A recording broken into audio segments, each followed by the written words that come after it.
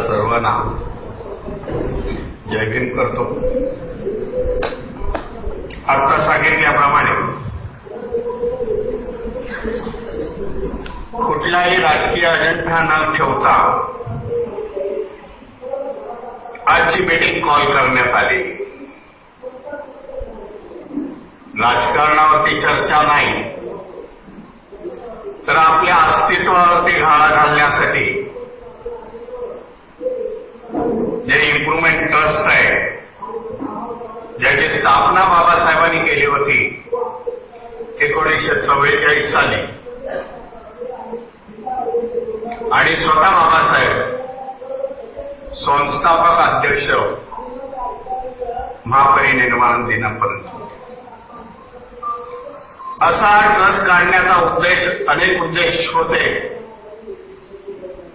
त्यातील एक उद्देश म्हणजे 1945च्या सुमारास सिद्धार्थ कॉलेजची स्थापना झाल्यानंतर समाजातील विद्यार्थ्यांना शैक्षणिक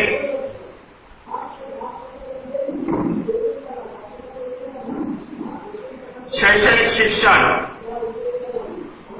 हे सिद्धार्थ कॉलेजमधून पदवीधर होतील, बीए बीकॉम होतील, सायन्सचे विद्यार्थी होतील, बीएससी होतील। पण बाबासाहेबांनी त्याच्या पुढे जाऊन विचार केला, जे समाजामधले विद्यार्थी आहेत, ज्यांचे शिक्षणामध्ये गती कमी आहे पण ते टेक्निकल नॉलेज घेऊ शकतात, अशा विद्यार्थ्यांना टेक्निकल नॉलेज द्यावं। ह्याच्यासाठी हा भूखंड, आंबेडकर भवनाचा भूखंड 1944 रोजी बाबासाहेबांनी विकत घेतला आणि त्याच्यानंतर तो शेड्यूल कास्ट इम्प्रुव्हमेंट ट्रस्ट ह्याला वर्ग केलेला दिसतो। हे करत असताना जरा सविस्तर सांगतो की आपल्या सगळ्यांना 1944चा इतिहास कळेल। त्या काळी आपल्याला हॉल मिळत नव्हते, आपली लग्न होत नव्हती, कुठेतरी आडोशाला लग्न व्हायची, म्हणून हॉलची कल्पना हे डॉक्टर बाबासाहेब आंबेडकर। काही लोकांना माहिती असेल, बाबासाहेबांचं लग्न देखील त्या काळी भायखळ्याच्या मच्छी मार्केटमध्ये झालं। मच्छी मार्केट सकाळचा भरतो आणि 2 वाजता संपतो। तो मच्छी मार्केट 2 वाजता साफ करून धुवून तिथे बाबासाहेबांचं लग्न झालेलं आहे।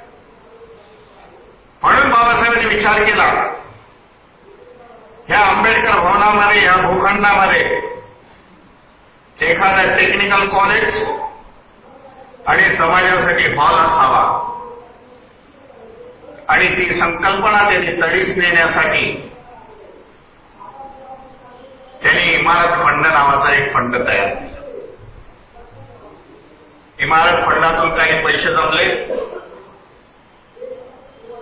आणि तेव्हा बघितलं संपूर्ण रक्कम काही आपण अदा करू शकत नाही। त्यावेळी या भूखंडाची किंमत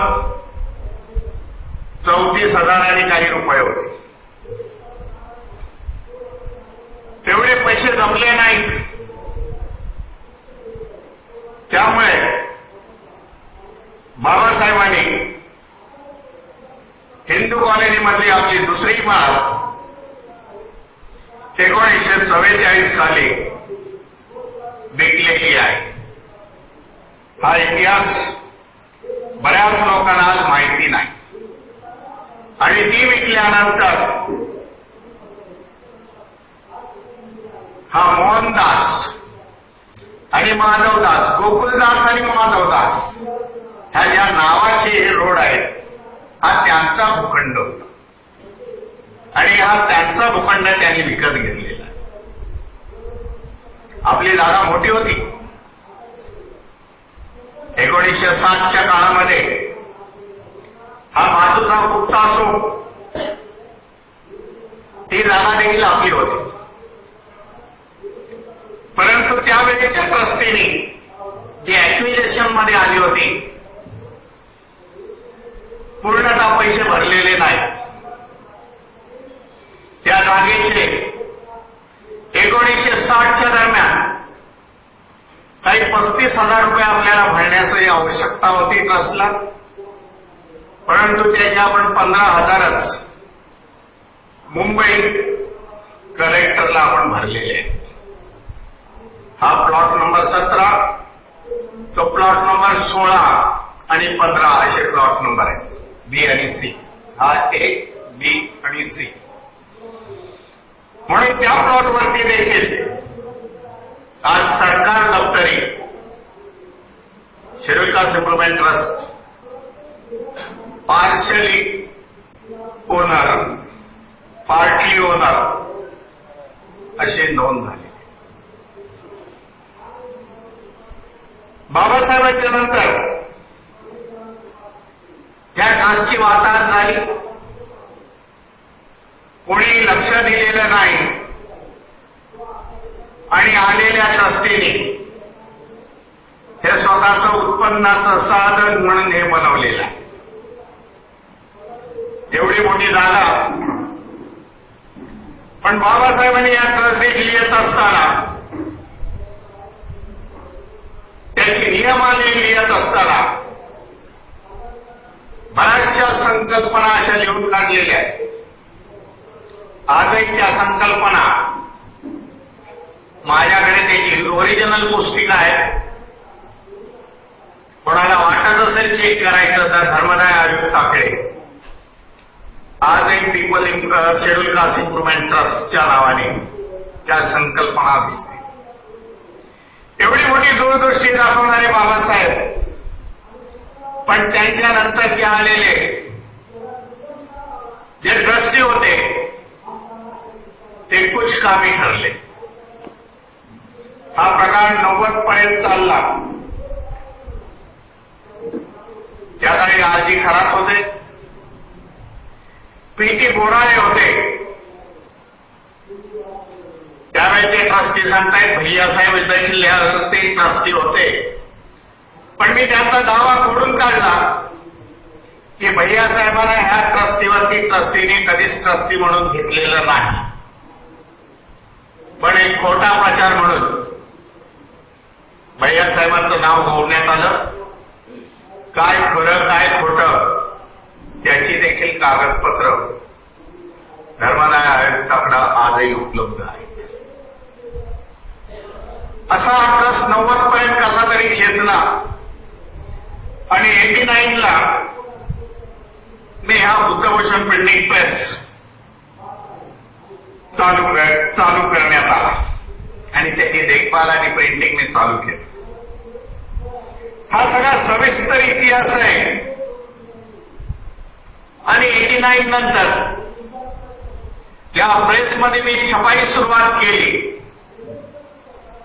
तेव्हा आंबेडकर भवनाची अवस्था फार दयनीय होती. मी तुम्हाला सांगतो, घरगुल्ल्यांचे अड्डे, दारुड्यांचे अड्डे, वाढलेलं आजूबाजूला गवत, दुपारच्या वेळी देखील नोका माणूस इथे आतमध्ये येणार नाही अशी इथे परिस्थिती होती. पण 2 वर्षाच्या काळात परिस्थिती बदलली. एक जुन्या लोकांना माहिती असेल नायगावच्या एक शंकर मामा म्हणून होते, वारले बिचारे आताच. तो शंकर मामा छोटी मोठी लग्न कार्य करायचा. 80 पासून लग्न असलं तर साफसफाई करायचा आणि ट्रस्टीला काहीतरी 1000 की 1500 रुपये त्या काळी द्यायचा. त्या 1000-1500वरती मग पीटी बोराळे असतील, आरजी खरात असतील, हरिदास खरात त्यांचा मॅनेजर होता, त्यांची घरं चालायची असा माझा आरोप आहे. आणि असं होत असताना ह्या वेळच्या ट्रस्टीने असं बघितलं की जास्त उत्पन्न मिळत नाही, म्हणून या तिघा ट्रस्टीने त्याच्यात अनंत उपशाम आहे की ते आज हयातीत आहेत, बाकीचे सगळे गेलेले आहेत. ह्या अनंत उपशाम आणि पिढी बोराळे आणि आर्थिक खरातेने 6 लाखाचं loan state bank of India Dadar branch तेथून काढलं आणि 6 लाखाच्या लोनचे हप्ते भरायचे या ट्रस्टींना कधी माहिती नाही. संपूर्ण इमारत, त्याच्या खालची जमीन, शेड्यूल कास्ट इम्प्रुव्हमेंट ट्रस्टचे ओरिजिनल पेपर, संपूर्ण स्टेट बँकेमध्ये 6 लाखासाठी घाण होते.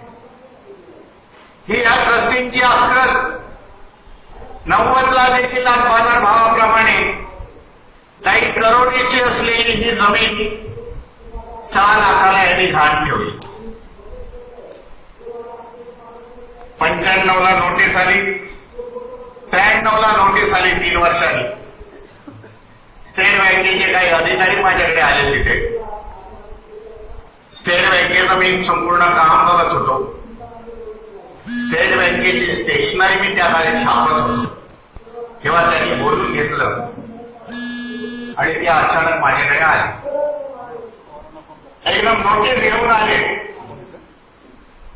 मी बोललो माझा काही याच्याशी संबंध नाही, शेड्यूल कास्ट इम्प्रुव्हमेंट ट्रस्ट आलं, मी आलं. तेव्हा कळलं की यांनी 6 लाखासाठी ही जमीन घाण ठेवली.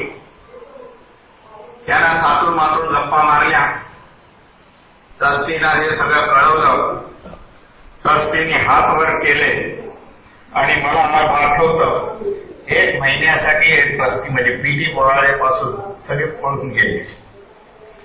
गावाला गेले, कुठे गेले मला माहिती नाही, पण हे पळून गेले. आता काय करावं हा माझ्यासमोर मोठा पेच. बाबासाहेबांचा नातू, एवढी मोठी जमीन, आलेली जबाबदारी, मी पळून जाणारा नव्हतो. तर त्याला फेस केलं. मी डायरेक्ट उठलो इकडून. स्टेट बँकेचे अध्यक्ष ते बँके रिक्लेमेशन मध्ये स्टेट बँकेचं ऑफिस होतं. त्या बँक पे रिक्लेमेशन मध्ये गेलो, त्या अधिकाऱ्यांना भेटलो. त्यांना परिस्थिती समजावून सांगितली. पेपरनुसार ही जमीन 6 लाखाला घाट पडलेली आहे हे मी जाणतो. आणि ते करत असताना त्याला संपूर्ण परिस्थिती सांगितली, त्या जमिनीची हिस्ट्री सांगितली. तेव्हा तो महाराष्ट्रीयन ऑफिसर, मला वाटतं उच्च मॅनेजर असावा, त्याने एक नोट तयार करून अध्यक्षाकडे पाठवून दिली. तेव्हा मी बघितलं की मी कधीही त्याच्यावरती ट्रस्टी नव्हतो, परंतु आपुलकीमुळे मी तिकडे गेलो आणि ते प्रकरण धससला. 94ला नवीन ट्रस्टी आली. आज ते आसवारे हयातीत आहेत. विठ्ठल सतलुजी आसवारे, BS आसवारे. त्यांना घेतलं, बाबा रे आता तो ट्रस्टी झालायस, मी जे काय करतोय ते सगळं इलिगल करतोय, पण बाबासाहेबांच्या जमिनीसाठी करतोय. मी जर लिहून दिलं बाबा ते ट्रस्टी तर गेले ना, तर तू आहेस इकडे, तर तुझी प्रॉपर्टी बँक अक्वायर करेल. म्हणून तो घाबरून माझ्याबरोबर आले आणि हे 6 लाखाचं लोन आम्ही फेडलं. हे पण तुम्हाला सांगतो, आम्ही भीक मागत बसलो नाही की बाबासाहेबांची जागा आम्हाला सोडा, पण एक एक मोठा 4 वर्षाचा पिरियड घेतला. पहिलाच इन्स्टॉलमेंट मी तुम्हाला सांगतो 2 लाखाचा आम्ही भरला आणि संपूर्ण हा ट्रस्ट त्याची मॅनेजमेंट हे ट्रस्टी बाजूला सोडून आपल्या सगळ्यांना माहिती आहे एक गुजराती कॅटर्सला मी इकडे आणलं आणि 1 नंबरचा हॉल हा आंबेडकर भवन झाला. प्रचंड मोठ्या प्रमाणामध्ये उत्पन्न सुरू झालं. त्यांचे पैसे बँकेला मिळाले. बँकेने आम्हाला त्याची कागदपत्र आम्हाला सुपूर्द केली, आमची ओरिजिनल कागदपत्र. आणि हे करत असताना मी बघितलं की आपण बाबासाहेबांचं तत्व, बाबासाहेबांनी लिहिलेली घटना शेड्यूल कास्ट इम्प्रुव्हमेंट ट्रस्टची कुठेही आपण फुलफिल करत नाही. एक लग्नाचा हॉल सोडला तर बाबासाहेबांनी जे मार्गदर्शन केलेलं आहे त्या इमारतीमध्ये काय काय व्हावं हे कुठेही दिसत नाही. म्हणून पक्षाची ऑफिसेस आहेत, भारतीय बौद्ध महासभेचं ऑफिस आहे, सामाजिक ऑफिस होतं, सम्यक समाज प्रतिष्ठानाचं, अशी 3 ऑफिसेस होती. बिल्डिंग जीर्ण झाली होती आणि विकास होणे हे गरजेचं होतं. जुने ट्रस्टी हे आता 2000च्या काळामध्ये निघून गेलेले आहेत. एक नवीन क्लॉज त्यांनी तयार केला आणि नवीन क्लॉज प्रमाणे जे 75 वर्षाचे होते त्यांचे त्यांनी राजीनामे घेतले. आज अशी परिस्थिती निर्माण झालेली आहे जे पूर्वीचे ट्रस्टी ज्यांनी काहीतरी समाजासाठी त्यांचं योगदान होतं, काहीतरी आयुष्य त्यांनी बाबासाहेबांच्या चळवळीसाठी अर्पण केलेले जे ट्रस्टी होते, भले त्याला विकास करता आला नव्हता, थोडाफार भ्रष्टाचार त्यांनी केला, पण त्यांनी वास्तू विकायला काढली नाही. परंतु 2000 नंतर आलेले हे ट्रस्टी की ज्यांची अपॉइंटमेंट मी म्हणतो, पहिला त्याच्यातला गवारे, त्याच्यानंतर आलेले नवीन ट्रस्टी, आज त्याला समाजामध्ये स्थान नाही, बाजूचा कोण ओळखत नाही, पण शिक्षणामुळे मोठ्या मोठ्या पदाच्या जागाच त्यांच्याकडे आहेत. असे ट्रस्टींचा शिरकाव या आंबेडकर भवनाच्या शेड्यूल कास्ट इम्प्रुव्हमेंट ट्रस्ट, की ज्याचं नाव ती लोकांनी बदलून पीपल इम्प्रुव्हमेंट ट्रस्ट असं केले. असे हे 7 ट्रस्टी की ज्याचा अध्यक्ष अमेरिकेमधून आयात केलेला आहे त्यांनी, ज्याचं नाव वराडे, त्यांचे बॉस जे महाराष्ट्राचे चीफ सेक्रेटरी होते. आपल्याला नावं घेण्यामध्ये कोणाची भीती नाही, आपण कोणाच्या बापाला घेत नाही. रत्नाकर गायकवाड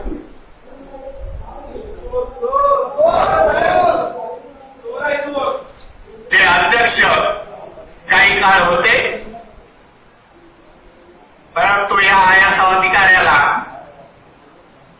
हे कळलं नाही मी ऑफिस ऑफ प्रॉफिट महाराष्ट्र सरकारचा आहे, त्याचा मी पगार घेतो, परंतु या ट्रस्टवरती ते अध्यक्ष झाले.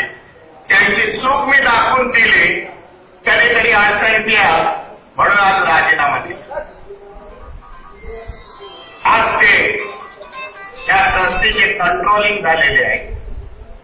सल्लागार म्हणून कुठलं तरी पद आहे. असे ट्रस्टी मग तो सोनारे असेल, त्यांनी ओएनजीसी मध्ये घपला केला, बांबुर्डे आहेत, त्या केम मधले एक डॉक्टर शिंदे आहेत, शिंदे, बाहोले आहेत,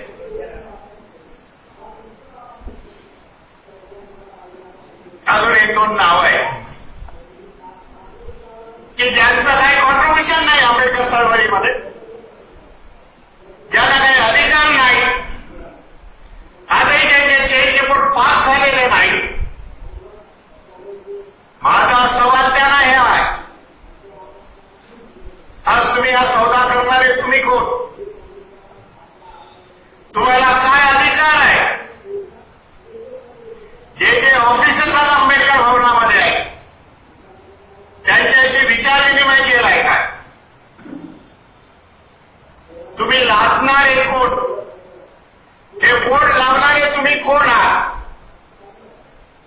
हा प्रश्न विचारण्यासाठी आजची बैठक आहे. कोणी सोम्या येतो, आपल्याला जर सांगत असेल तर आपण त्याला प्रश्न विचारला पाहिजे, बाबा तुझा अधिकार काय? ही प्रॉपर्टी सामायिक आहे, हे समाजाची आहे. त्या समाजाने एक रुपया दिला त्या काळी तो समाज त्या प्रॉपर्टीचा ओनर मी समजतो आणि तो समाज जो डिसिजन देईल तो आपण मान्य करू. हे सांगण्याची गरज आज कुठेतरी आलेली आहे. आपण सगळेजण जाणता दादर परिसरामध्ये एवढा कुठलाही मोठा भूखंड नाही. हा आज करोडोचा भूखंड की ज्याच्यावरती 17 माळ्याची बिल्डिंग असते लोक बांधतायत. बांधत असताना कोण बांधणार? 17 माळ्याचं करणार काय? काय काय उपक्रम राबवणार? काही सांगायला तयार नाही. चिडीचो गवारे पण चिडीचो. हा गवारे हा कल्पिता एवढाच आहे की ह्या माणसाने जुन्या ट्रस्टीने हाकलून दिलं आणि नवीन ट्रस्टी भरली. प्रांतवाद म्हणून नाही, पण ज्यांचं काही कॉन्ट्रिब्युशनच नाही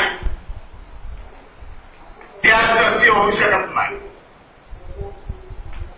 एकदा त्यांच्याशी संवाद साधला, बोलण्याचा कुठेतरी मी प्रयत्न केला.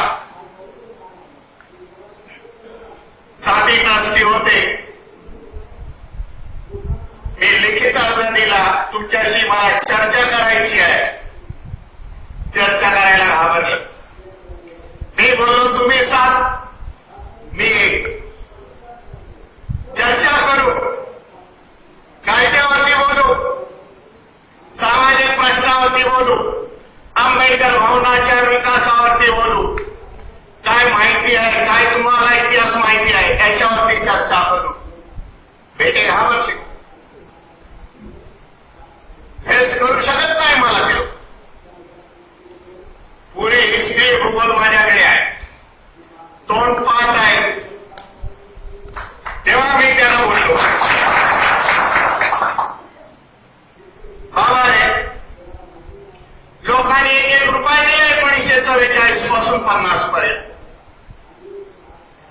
बाबासाहेबांनी पैसे आपण टाकलेले आहेत. त्याचा मगाशी उल्लेख केलाय का बिल्डिंग वेगोत. बाबा रे, तुमचं कॉन्ट्रिब्युशन काय? सोनारे बाबा, तुझं कॉन्ट्रिब्युशन काय? सगळ्या पदाधिकाऱ्यांना विचारलं. अचानक आतमध्ये घुसलो आणि विचारलं. आज चर्चा होऊन नव्हत्या, टाळाटाळ करण्याचा प्रयत्न केला, पण उत्तरं नव्हती. स्वतःचे काही पैसे टाकणार नाही ती लोक, स्वतःचं कॉन्ट्रिब्युशन नाही. एमएमआरडीमध्ये घपला करणार, 500 कोटी खाणार आणि इथून पण काय आंबेडकर भवनातून मिळतंय काय बघणार, अशाला मला कडवा विरोध असेल. शेवटपर्यंत लढेल. कायद्याच्या कसोट्यात त्यांना किसून काढेल, एवढं मी त्यांना सांग. गाठ माझ्याशी आहे आणि ती होत असताना तुमच्या सगळ्यांची साथ यांना उत्तर द्यायचं झालं, कायद्याने मी उत्तर देईन तेवढी तर माझी ताकद आहे. सगळ्यांना माहिती आहे की आपली मसल पॉवर किती आहे. कायद्याप्रमाणे त्यांना मसल पॉवरने देखील उत्तर देण्याची आज गरज आलेली आहे. मी बघतोय 2-2, 4-4 बॉडीगार्ड बाउन्सर घेऊन इथे बसताय. तेव्हाच त्याला सांगितलं, अरे जनतेला मी जर आव्हान केलं त्या फुकासारखी यांना उडवून घाबरणार नाही. अंगावरती आलेलेला शिंगावरती जेवढं आपटणारे आम्ही लोक आहोत. आणि आजची मीटिंग ही त्याच्यासाठी कॉल केली की येणारी परिस्थिती अशी आहे की आपल्याला कुठेतरी ताकद दाखवायची आहे. मी त्यांना राईट टू इन्फॉर्मेशन खाली 16 प्रश्न विचारलेले आहेत. शनिवारी त्यांना राईट टू इन्फॉर्मेशनचा मी अर्ज सबमिट केलेला आहे. हा जरी ट्रस्ट असला, ट्रस्ट हा राईट टू इन्फॉर्मेशन मध्ये येतो, कारण यांनी सरकारचे 10 लाख रुपये घेतलेले आणि राईट टू इन्फॉर्मेशनचे अध्यक्ष कोण आहेत तुम्हाला माहिती आहे. मला बघायचं आहे की राईट टू इन्फॉर्मेशन मी दिलेला अर्ज त्याची 16ची काय उत्तर येत आहेत ती, आणि त्याच्यानंतरच आपण कुठलं पाऊल उचलायचं ते आपण करू. त्या ट्रस्टनी 2000 सालामध्ये यांचा इतिहास सांगतो जो राहून गेला होता. नवी मुंबई सालपाडा येथे एक भूखंड घेतला. तेव्हा सिडकोला त्यांनी सांगितलं की समता भवन मानतो, बाबासाहेबांची संस्था आहे, आम्ही समता भवन बांधू. समता भवन मानून समाजाचे कार्यक्रम आणि समाजातील मुलांचे नाटक, ड्रामे, ऑर्केस्ट्रा याच्यासाठी समता भवन असेल आणि नवी मुंबईसाठी एक चांगलं सांस्कृतिक केंद्र आम्ही बांधू. ह्या पट्ट्याने ते सांगून तो भूखंड मिळवला. सरकारचे 10 लाख रुपये घेतले, महाराष्ट्र सरकारचे. परंतु जो छोटासा भूखंड त्या ह्या ट्रस्टीने बांधलेला नाही. ह्या पठ्ठ्याने काय केलं, एक बिल्डर बघितला, 40-60चा जो फॉर्म्युला असतो तो त्या बिल्डरला दिला. अरे मी सांगितलं बिल्डर देताना समाजातला तरी बिल्डर द्यावा. एक कोणताही मुस्लिम नावाचा बिल्डर दिला, अब्दुल भाई वगैरे, आणि त्यांनी ते समता भवन निर्माण केलं. समता भवन निर्माण करत असताना खाली 10 ऑफिसेस, कमर्शियल गाळे, वरती लग्नाचा हॉल आणि त्याच्यावरती बुद्धविहार, अशी त्याची रचना. जेव्हा ही बाब सिडकोच्या लक्षात आली, अलीकडची बाब आहे 1 वर्षापूर्वीची, सिडकोने त्यांच्यावर कारवाई केली. आपण देखील पेपरात वाचलं असेल. सिडकोने ज्या ज्या लोकांनी सिडकोची फसवणूक अशी केली, असे 10-12 जण त्याच्यामध्ये पीपल इम्प्रुव्हमेंट ट्रस्टवाल्यांचं नाव वरती होत. लाजीरवाणी गोष्ट आहे. ज्या बाबासाहेबांनी घटना लिहिली, ज्या बाबासाहेबांच्या घटनेवरती आज बेंच चालतोय, त्यांनी निर्माण केलेला हा ट्रस्ट हा सरकारची आणि लोकांची फसवेगिरी करण्यामध्ये. आज तो भूखंड जाईल सिडको हातात घेईल. पण या ट्रस्टीला एवढी मस्ती आहे. आमचा बॉस बसलाय बोलतो, इन्फॉर्मेशन कमिशनर ते बसलेत, ते रेग्युलराइज करतील. अरे कोणाला बाप आला तरी चोरी ही चोरी असते, हे यांना अक्कल नाही आलं. कोण सुधारणार आहे चोरी तर ती दादा जाईल. संपूर्ण इतिहास बघितला तर चोऱ्या करण्यामध्ये या ट्रस्टीचे दिवस गेलेले आहेत.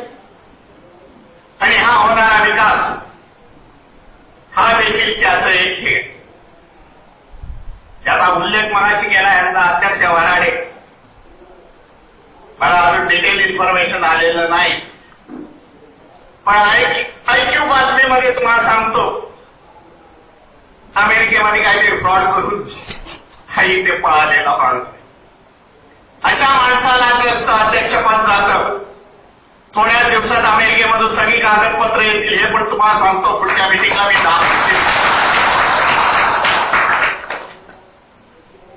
असा वराडे संपूर्ण इतिहास चोरीमध्ये आजही ते डिस्क्लोज करायला तयार नाही. त्याला ते सांगितलं 17 माळ्याचं करणार काय, बिल्डर किती फ्लोर घेणार, तुम्ही किती घेणार, काय रेशो ठरलाय, डेव्हलपमेंट अग्रीमेंट द्यायला तयार नाही. ह्याच्या आधी त्यांनी एक टुल्ली लावली. बऱ्याच लोकांना माहिती असेल, बालकृष्ण जाधव एक बऱ्यापैकी बिल्डर, नाना सोपारा वगैरे ह्या भागामध्ये आणि मुंबईमध्ये पण मोठी मोठी कामं करतो. मराठी माणूस आहे, शेड्यूल कास्टचा आहे. बोल बरा आहेत बाकी. मला भेटून गेला तो, साहेब काही काही विकास करू, पण तुमचं परमिशन आल्याशिवाय मी पाऊल टाकणार नाही असं म्हणणारा जाधव, त्याला त्याने हकलून दिले. काही लाखोला त्याला देखील उतरवले. आज तो जाधव शुक्रवारी मला फोन करतो, काय करू साहेब, हॅलो केस फाईल कर, आज तुझी फसवणूक केलेली आहे. कमिशनर वगैरे कोणी असून दे, घाबरू नकोस. आज तो देखील एक नवीन केस फाईल करतो. याला सोडणार नाही असं जे मी म्हणालो, ज्या दिवशी मला कळलं, महाराष्ट्र टाइम्समध्ये बातमी आली आणि सम्राटमध्ये आली, 4 नवीन केसेस फाईल झाल्या. यांचे चेंज रिपोर्ट कसे पास होत आहेत ते मी बघतो. आणि तुमचे चेंज रिपोर्टच पास होणार नाही तर तुम्ही ट्रस्टी होणार कुठून?